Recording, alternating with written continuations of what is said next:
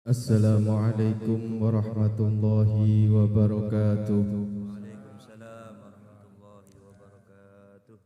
Alhamdulillah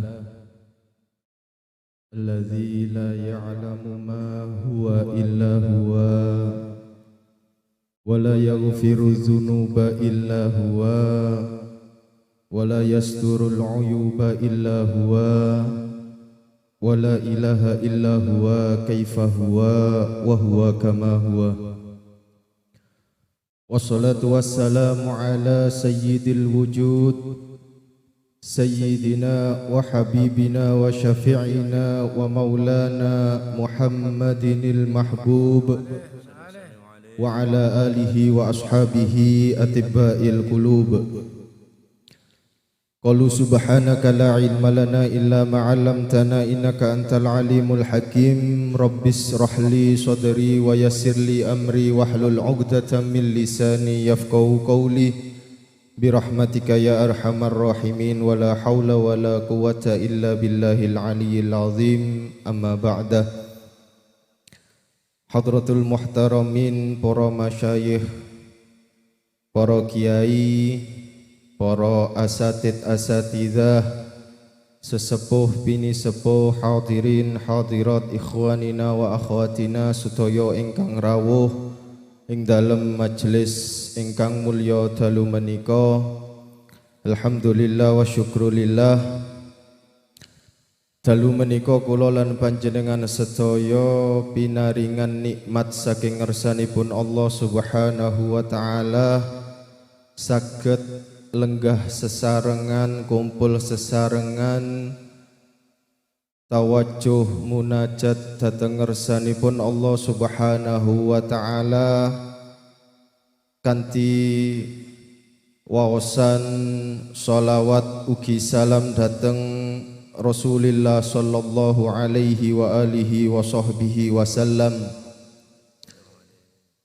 Mugi-mugi hadir kula lan panjenengan sedaya dalu menika sageta dados sebab kebukae manah kula lan panjenengan sedaya saged kecipratan jembare rahmatipun Allah Subhanahu wa taala, pinaringan maghfirah saking ngersanipun Allah Subhanahu wa taala, ndadosaken tambahe rasa cinta, rasa kangen, rasa mahabbah dhateng Rasulillah sallallahu alaihi wa alihi wa sahbihi wasallam. Amin Allahumma amin. Para rawuh ingkang kawula mulyakaken, kula ngapunten saderenge nggih, kula niku mboten ngertos biasane niku mau idoe. Lek wingi sanjange Mas Faiz pas sowan teng griya biasane niku mau idoe mboten dangu-dangu Gus. Nggih alhamdulillah, berarti satu pemikiran kali kula.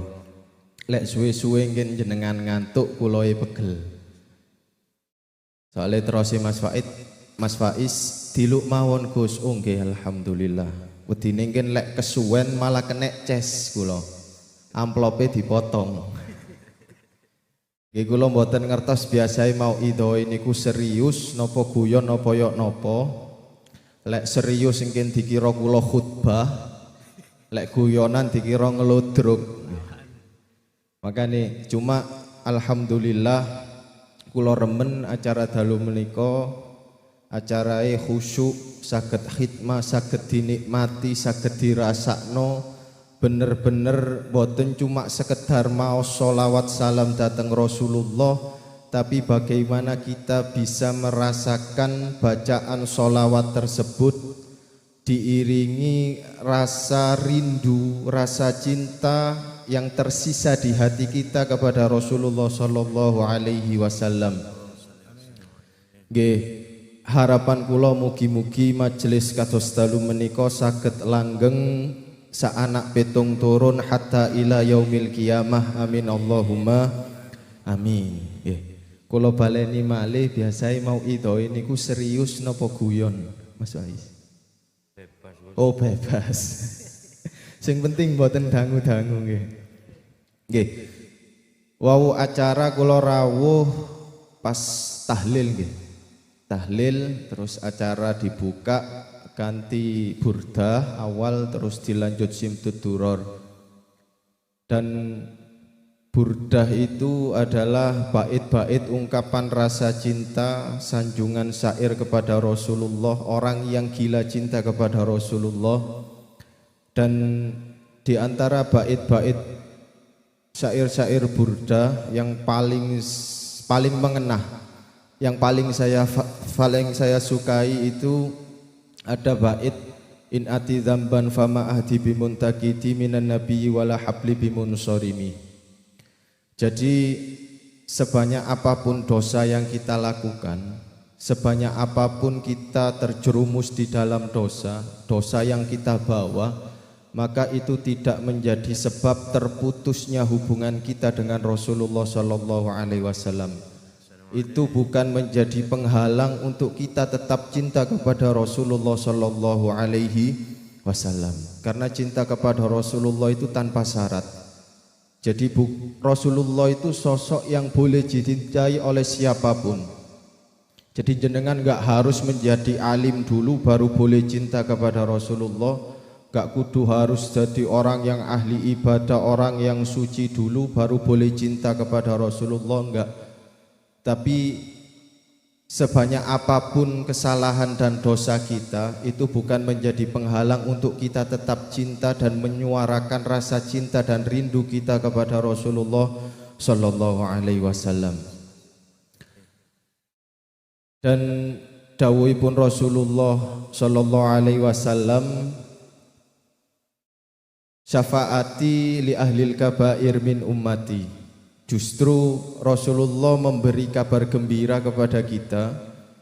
Jadi syafaatku iku luwih berhak bagi umatku sing akeh dosae, sing nggawa dosa gede. Itu sebagian rencang-rencang tanglet kula. Kok aneh Mas, aneh apa? Mosok kudu nggawe dosa gede sik cek oleh syafaate Kanjeng Nabi. Ya iku berarti utekmu sing mlingse. Golek enake tok. Mosok oleh syafaate Kanjeng Nabi kudu nglakoni dosa gede. Kan hadise ngoten Mas, syafaati li ahlil kabair. Syafaatku itu lebih berhak, yang paling berhak mendapat syafaatku itu orang yang paling banyak dosanya atau wong sing duwe dosa paling gede. Berarti lek dosa kula gede, dosa kula akeh, kula luwih berhak oleh syafaat. Enggak, bukan seperti itu. Iku kan cuma keinginanmu ae, cek kon oleh nglakoni dosa. Jadi bukan berarti kita harus melakukan dosa dulu untuk mendapatkan syafaat Kanjeng Nabi, mboten. Saya menjelaskan teng rencang sing tanglet niku, lho bukan itu maksudnya. Jadi kita sebagai manusia, jenenge menungso. Menungso niku yo napa-napa sik seneng nglakoni dosa. Sik seneng nglakoni maksiat. Sik iso mbedakno wong ayu ambek wong elek. Sik luwe seneng sesuatu sing memang diharamkan. Jadi dosa itu bukan sesuatu yang nikmat. Dosa itu bukan kok enak. Kula inget dawuhe guru kaula Hadratus Syekh Ahmad Asrori Ali Sakiyai niku nate dawuh dosa maksiat iku bukan kok enak, enggak. Dosa maksiat iku gak enak, cuma ngangeni. Enake gak sepiro, cuma ngangeni. Karena memang dasarnya kita sebagai manusia seneng nglakoni dosa, seneng nglakoni maksiat. Mari tobat engko gawe dosa maneh. Mari tobat kepreset nglakoni dosa maneh. Jadi syafaati li ahlil kabair itu bagi orang-orang yang sudah berusaha untuk menghindari dosa tapi dia terpreset jatuh lagi ke dalam dosa tersebut. Jadi bukan kok mereka yang menikmati dosanya, bukan kok mereka yang akeh-akehan dosa, mboten. Mereka yang selalu berdosa tapi berusaha bangkit dari dosa tersebut. Tobat dosa maneh, tobat dosa maneh. Jadi ibaratnya iku wong kepleset. Enggak ada sing jenenge wong kepleset iku disengaja. Mboten mungkin sampean meneng-meneng marang ngono sengaja kepleset. Terus mari kepleset gak berusaha bangkit, tapi apa golong-golong, itu kan lucu. Kula ningali, sumpah kula kali jenengan ningali ana wong mlaku kok kepleset tiba, maka insting kita itu pengen nolongi. pengen nolongi wong iku karena gak ono sing jenenge wong kepreset niku sengaja. Ya sama, ketika kita sudah berusaha untuk menghindari dosa, sudah berusaha untuk menjauh dari maksiat tapi kok sik kepreset, maka orang-orang yang terpleset seperti itulah yang akan mendapatkan syafaatnya Kanjeng Nabi. Dengan catatan mereka harus siap untuk bangkit. Jenenge wong kepreset itu pasti berusaha untuk bangkit. Kalau ono ceritane wong kepreset, marus kadung kepreset akhirnya golong-golong. Niku berarti wong selendro. Ya sama, kalau kita melakukan dosa kok kita menikmati dosa tersebut enggan untuk bangkit, maka ya ibaratnya kayak wong kepreset terus marung ngono, mari kepreset malah golong-golong malah seneng. Jadi orang-orang yang selalu berusaha untuk bangkit dari dosanya, selalu berusaha untuk menghindari maksiat, tapi kok kepreset lagi. Wa in ada fil yaumi sab'ina marrah. Dawuh Kanjeng Nabi, meskipun wong mau mari ngelakoni dosa tobat, bahkan sehari bisa diulang-ulang sampai 70 kali. Maka seharusnya sebanyak apapun kita melakukan kesalahan atau dosa, maka sebanyak itulah kita harus bangkit dan untuk kembali kepada Allah Subhanahu wa ta'ala. Ono rasa greget untuk bangkit. Jangan jadi hamba yang cengeng. Ketika sudah melakukan dosa, alah kak worong kok aku tobat melok majelisan meneh yo maksiat maneh. Justru majelis-majelis seperti ini itu yang lebih kita butuhkan ketika memang kita merasa banyak dosa dan banyak kekurangan. Untuk menutupi kekurangan dan dosa-dosa tersebut, karena ketika dosa tersebut dibiarkan, gak ditobati, gak diistighfari, maka dosa tersebut akan ngumpul, numpuk dan makin besar. Kula inget dawuhipun Mbah Yai Abdullah Fakih pingin kula nate mondok teng Langitan, ya ini ku nate jelasaken bahwa orang yang melakukan dosa niku ibaratnya wong melaku terus kicaan telek. Wong melaku terus kicaan telek, maka sudah sepatutnya kita pasti gopoh pengen ndang berseni telek iku. Meskipun meneh utawa engkok kok melaku kicaan telek maneh. Itu orang yang normal, tapi orang yang enggak normal, wong sing nglakoni dosa terus akhirnya meneh ae tobaté sik tak nikmati sik dosaku, maka itu seperti orang sing berjalan ngijak telek terus marung ngono golong-golong nang teleke. Jadi jangan pernah malu, jangan pernah merasa kecil hati. Sebanyak apapun kita terjerumus melakukan salah, dosa, maksiat dan lain sebagainya, maka sebanyak itulah kita harus bertobat balik kepada Allah Subhanahu wa ta'ala. Urusan meneh yok nopo nggih wis urusane meneh. Dan alhamdulillah di majelis ini nggih kula kalih panjenengan sedaya itu setidaknya bisa membuktikan sedikit rasa cinta yang ada di hati kita kepada Rasulullah. Ada kerinduan di hati kita kepada Rasulullah sallallahu alaihi wasallam. Itu ungkapan kita. Jadi derek dawuhe Hadratus Syekh Ahmad Asrori Al-Ishaqi, dawuhe yai sing selalu kula inget itu, ojo kok ake-akean, ojo gopo ake-akean, ake-akean zikir, ake-akean wirid, ake-akean sholawat dan lain sebagainya. Ojo berlomba-lomba ake-akean. Titik sing penting ajek, titik sing penting istiqomah, titik sing penting ditemeni. Oleh nemeni mau masya sholawate gak akeh, tapi sekali sholawat mau ditemeni, oleh ditemeni mau dinikmati dirasakno, maka iku luwe manfaati tinimbang akeh-akehan tapi cuma gaya-gaya.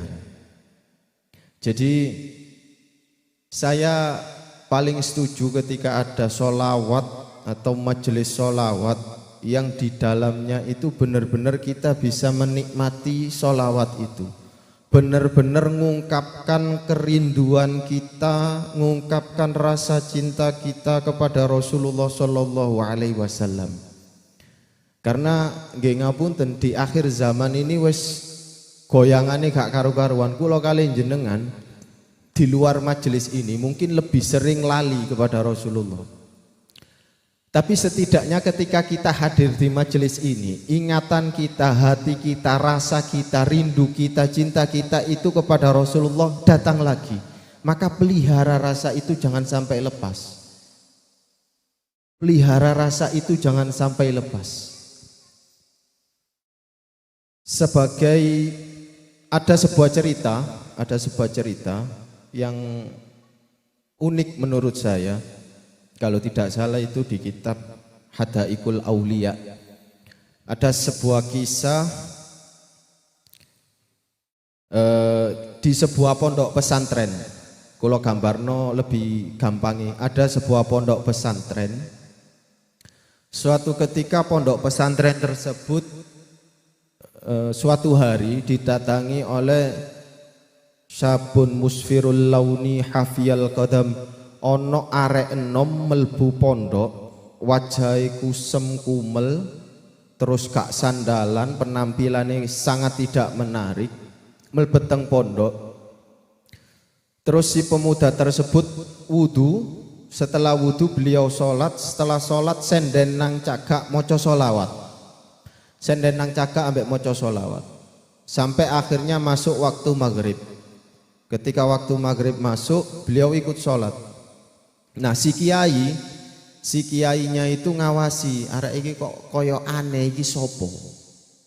Diliati arek iki kok cuma meneng senden ambek maca sholawat ket mau, tapi penampilannya kok mencurigakan, jangan-jangan gambar kotak amal ya.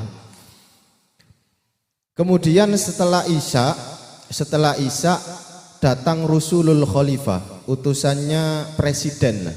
Bahasa kasare ada utusan presiden sing nimbali kiai tersebut bahwa kiai tersebut ditimbali oleh khalifah, ditimbali oleh presiden. Maka ketika khalifah tersebut mau berangkat, kok dilalah khalifah tersebut marani si pemuda tadi. Diparani pemuda tadi, terus kiainya tadi bilang, aku iki kate nemoni presiden, alakah hajah, kon duwe hajat, duwe kebutuhan, pengen opo sing tak sampai nonanggone presiden. Maka si pemuda tersebut menjawab, enggak, aku gak ono perlu, gak ono kepentingan opo-opo ambek khalifah. Walakini astahi asoidatun harroh. Tapi aku iku pengen kok duwe rasa pengen mangan bubur anget, bubur ayam. Maka si kiai tersebut mendengar itu, wah arek iki rodok ndelereng ternyata, tak pikir ae wong aneh wali unik tau po. Kemudian keinginan pemuda tersebut diabaikan. Nemoni khalifah, sepulang dari nemoni khalifah, pulang tengah malam melbu masjid jenenge kiai nggih ngapunten tahajud sik. Ketika masuk masjid, si pemuda tersebut masih di situ. Nggih sami, nggih senden nyantai ambek maca sholawat. Maka kiai tersebut sholat, setelah sholat zikir wirid dan lain sebagainya sampai si kiai tersebut keturun. Pas kiai tersebut keturun, tiba-tiba di mimpi tersebut si kiai tersebut itu didatangi segerombolan orang banyak. Satu orang di depan itu orang yang terlihat paling berwibawa dan paling tampan. Si kiai tersebut penasaran iki rombongan sopo. Sampai ada suara yang mengatakan hadza Rasulullah wal anbiya. Iki Kanjeng Nabi ambek para nabi. Maka kaget, si kiai tersebut kaget sontak mendekat ke Rasulullah ketika kajenge napa jenenge sungkem teng Kanjeng Nabi ditolak kali Kanjeng Nabi. Ditolak kali Kanjeng Nabi. Sampai 3 kali ditolak. Lajeng si kiai tersebut sanjang, kula niki nggak ada salah nopo Kanjeng Nabi teng jenengan. Maka Kanjeng Nabi jawab, fakirun min ummati, ono salah sijine umatku. Ono salah sijine umatku sing duwe keinginan sepele koyok ngono ae kon gak gelem nuruti padahal kon mampu. Maka si kiai tersebut bangun kaget. Ditegur Kanjeng Nabi langsung, aku sopo arek enom iki. Maka ketika kiai tersebut bangun, dilihat si pemuda tersebut sudah berjalan keluar pondok, dikejar. Sik mas, sik. Ngapunten. Kula ngapunten, jenengan pengen nopo wau? Monggo, teng pondok malih kula layani pengen nopo. Lajeng si pemuda tersebut cuma menjawab, "Sik talah, Yai ngapunten, kula niku mboten gadah keinginan aneh-aneh, kula cuma njaluk bubur anget ae kok jenengan sepelekan. Mosok kula njaluk bubur anget, bubur ayam anget ae kok hatta yasfa'laka mi'atun wa arbaun wa isruna alfa nabiyyin. Mosok aku njaluk keinginan sepele ngono ae ngenteni 124.000 nabi plus Kanjeng Nabi sing jaluk teng sampean." Maka si kiai tersebut akhirnya sadar bahwa setidaknya pelajaran yang bisa kita petik, kita tidak bisa menilai seseorang itu hanya sebatas penampilan zahirnya saja. Kita tidak pernah tahu kedudukan orang itu sejatinya di sisi Allah seperti apa. Mungkin di mata kita orang tersebut biasa aja, ya gak ono spesial-spesiale, ya gak ono mulya-mulya, ya gak ono hebat-hebate, ya gak ono alim-alimi. Tapi kita tidak pernah tahu di balik itu entah dia punya keistiqomahan apa, entah dia punya keistimewaan apa sehingga ia mulia di sisi Allah dan dekat dengan Rasulullah. Maka jangan pernah merendahkan pandangan kita kepada siapapun. Jangan pernah mudah menganggap remeh, menganggap rendah siapapun itu. Karena kita tidak pernah tahu sejatinya kedudukan orang tersebut di sisi Allah seperti apa. Dan kita jangan kegeeran.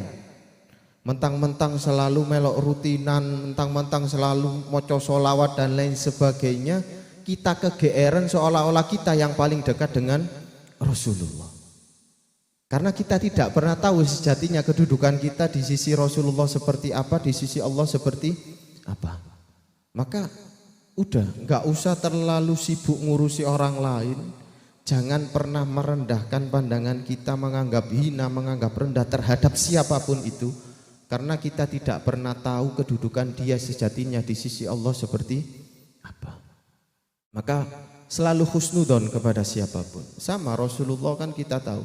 Yang membuat kita mengeluh-eluhkan Rasulullah, cinta kepada Rasulullah bukan hanya sebatas karena beliau seorang nabi dan rasul, bukan.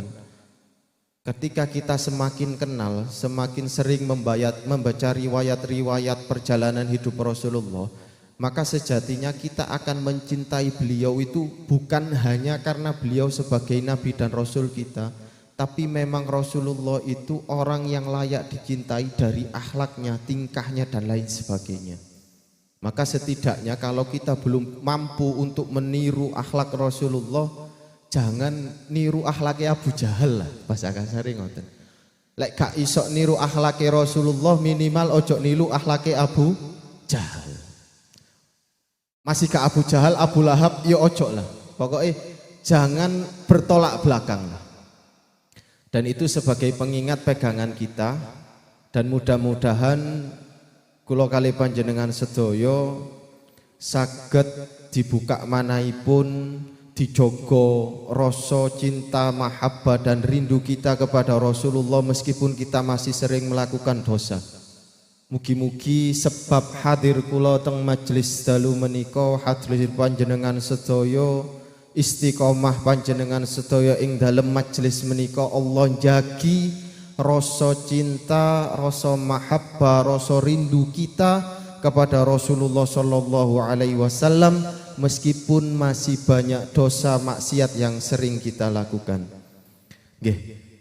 Semanten nggih ingkang saged kaula aturaken, kurang lebihnya mohon maaf yang sebesar-besarnya. Ihdinas siratal mustaqim. Assalamualaikum warahmatullahi wabarakatuh.